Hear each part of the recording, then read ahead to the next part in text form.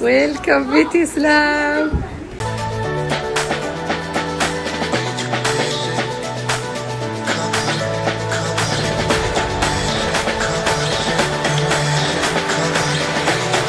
Siona gyosinzira nkwebaza okubanga ku mukutu kwoli nenkugamba nti webale kuba omu ku basubscribers baffe era tukwebaza okubanga Yesu yonna gye tuvudde osobodde okubanga wooli era nga wanyiga akadde n'obanga wasubscribinga okusobola okubanga gw'omu ku bafuna updates ze tusooka okubanga tuteekayo updates ezigenda mu maaso mu ggwanga era nenkugamba ekyo ky'okoze okola ky'amaanyi era nenkwebaliza ddala nenkugamba nti webale nnyo kuba ku Prejan Media TV kusubscribinga. Yes, olunaku olwaleero yadde bingi ebigenda mu maaso eri abaana bakadaama abaana bali ku kyeyo eyo abaana bagezaako gendo ebweru eyo mu nsi z'Abawalabu okubanga batoba okusobola okubanga bafuna kasente bingi ebigenda mu maaso eyo naye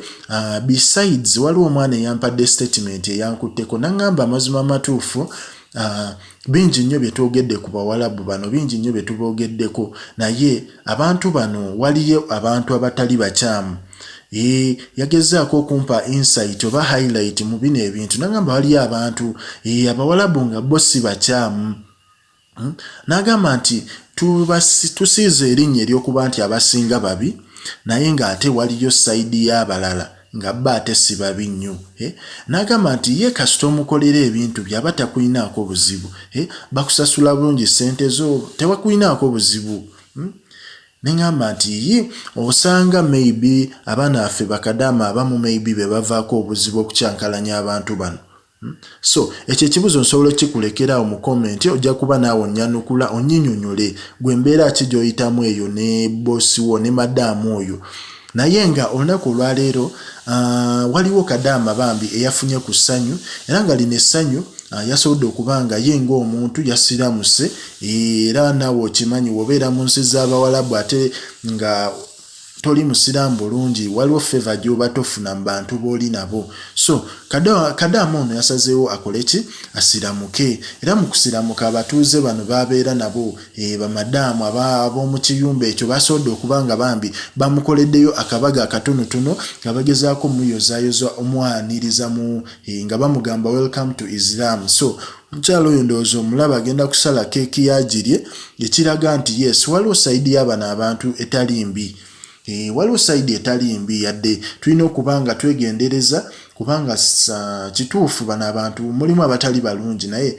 waliwo omuntu nga oba tomukoze kibi naye talina ngeri gy'agenda kukolamu kibi wabagambye okubaako ebintu ebimu by'okola n'osalawo kubanga obikola naye anoonya okufunamu obuzibu nga takola ki nga tabulaba naye akabi kali mu kintu nti ye ng'omuntu ayinza okubaako ebintu ebyenjawulo byakugamba okukola ate nga naawe olina birala by'oyagala okukola. So nemba nga temukwataganye ne mufuna obutakkaanya kwe kuvaako okuba nti abaana abasinga bamistreatinga naye